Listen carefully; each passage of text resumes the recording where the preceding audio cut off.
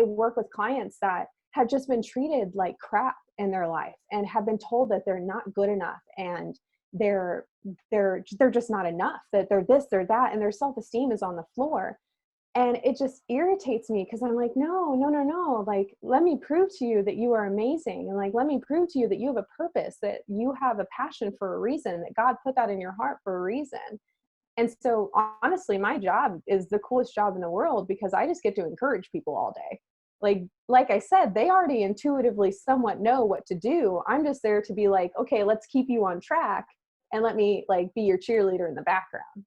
So, I mean, at least I'm still a cheerleader in some way. I might have gotten hurt 15 years ago, but I'm still a cheerleader at heart.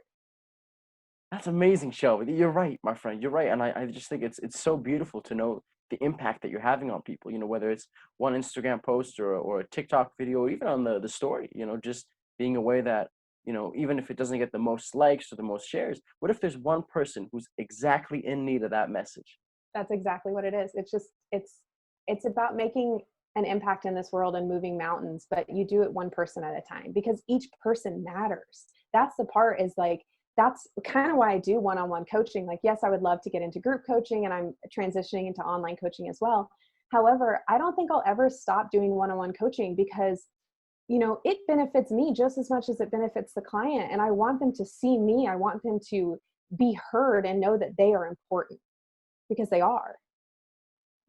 You're completely right, my friend. I feel like it's not that it doesn't get talked about enough, but I feel like sometimes it's really easy to just look at, focusing on the group coaching and the people, and as the numbers going up, and sometimes even I myself, I fall guilty to this, not realizing, rather than looking at I have X amount of followers, like looking at it as each person, right? Each person with their own background and their own Yep. ethics and morals, who've chosen to press the follow button or subscribe button, and it's just the value in that is absolutely amazing.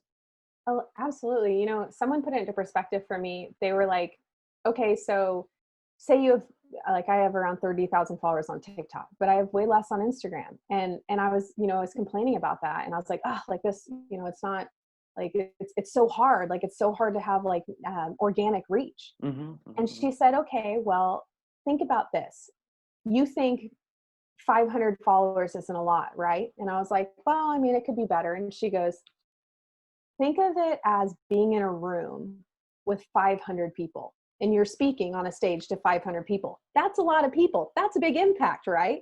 So even if you're sitting there and you're like, oh, I can't get the numbers up, 500 is not a lot, because you're comparing it to somebody else that has like 100,000 followers that has also probably been doing it a lot longer than you. So don't compare your beginning to somebody else's like success, to somebody else's like 7, 8, 9, 10 years down the road when you're just beginning, because you're still making an impact. And those 500 people are incredibly important.